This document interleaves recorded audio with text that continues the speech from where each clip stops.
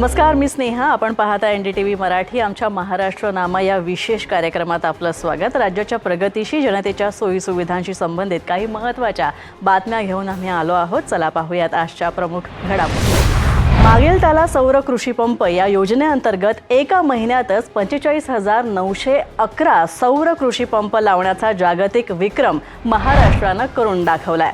या जागतिक उच्चांकाबद्दल मुख्यमंत्री देवेंद्र फडणवीस यांनी राज्य शासनाच्या वतीनं गिनीज वर्ल्ड रेकॉर्ड्स प्रमाणपत्र सुद्धा स्वीकारलं. यासोबतच मुख्यमंत्री देवेंद्र फडणवीस यांच्या प्रमुख उपस्थितीमध्ये महावितरण आणि एशियन इन्फ्रास्ट्रक्चर इन्व्हेस्टमेंट बँक यांच्यामध्ये मागेल त्याला सौर कृषी पंप योजनेअंतर्गत सौर कृषी पंप लावण्यासाठी ऋण सहाय्य पुरवण्यासंदर्भात सुद्धा करार करण्यात आलेला आहे. तर मुख्यमंत्र्यांनी मागेल त्याला सौर कृषी पंप योजनेचे लाभार्थी असलेल्या महाराष्ट्रातील वेगवेगळ्या भागातील शेतकऱ्यांशी संवाद सुद्धा ऑनलाईन पद्धतीनं साधला. महाराष्ट्राला गिनीज वर्ल्ड रेकॉर्ड मिळालेल्या या कार्यक्रमाचा भाग होण्याचा आनंद काही वेगळाच आहे आणि हा महाराष्ट्रासाठी, विशेषतः महाराष्ट्रातल्या शेतकऱ्यांसाठी अभिमानाचा क्षण होता, अशी भावना मुख्यमंत्र्यांनी बोलून दाखवली.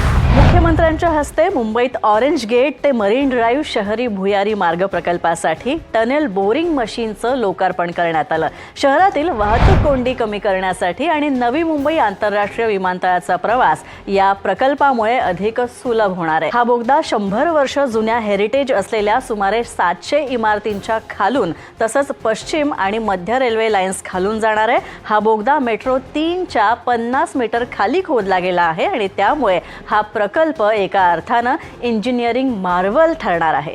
हा प्रकल्प डिसेंबर 2028 पर्यंत पूर्ण करण्याचं उद्दिष्ट असून निर्धारित वेळेच्या 6 महिने आधीच हा प्रकल्प पूर्ण करण्याचा आपला मानस असल्याचं मुख्यमंत्र्यांनी सांगितलं. तसंच वरळी शिवडी सी लिंक पुढील वर्षी खुला झाल्यानंतर कोस्टल रोड जोडणी झाल्यानंतर पश्चिम उपनगरातील लोकांना सुद्धा नवी मुंबई विमानतळाकडे जाण्यासाठी 2 पर्याय उपलब्ध होणार आहेत. महत्त्वाचा टप्पा आज मुंबईच्या ट्रॅफिकच्या दृष्टीने आपण पूर्ण केलेला आहे.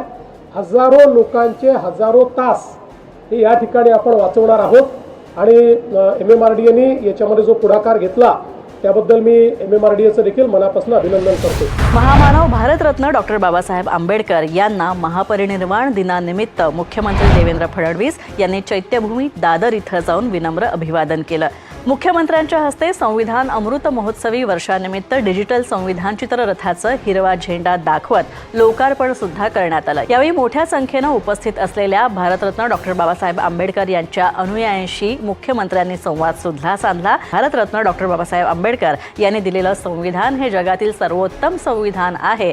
पुढील महापरिनिर्वाण दिनापूर्वी इंदू मिल स्मारकाचं काम पूर्ण करण्याचा प्रयत्न करू, अशी ग्वाही सुद्धा मुख्यमंत्र्यांनी यावेळी दिली. समाजातल्या अनाथ मुलांना शिक्षण आणि नोकरीत 1% आरक्षण देण्याचा शासन निर्णय 2014 साली घेण्यात आला होता.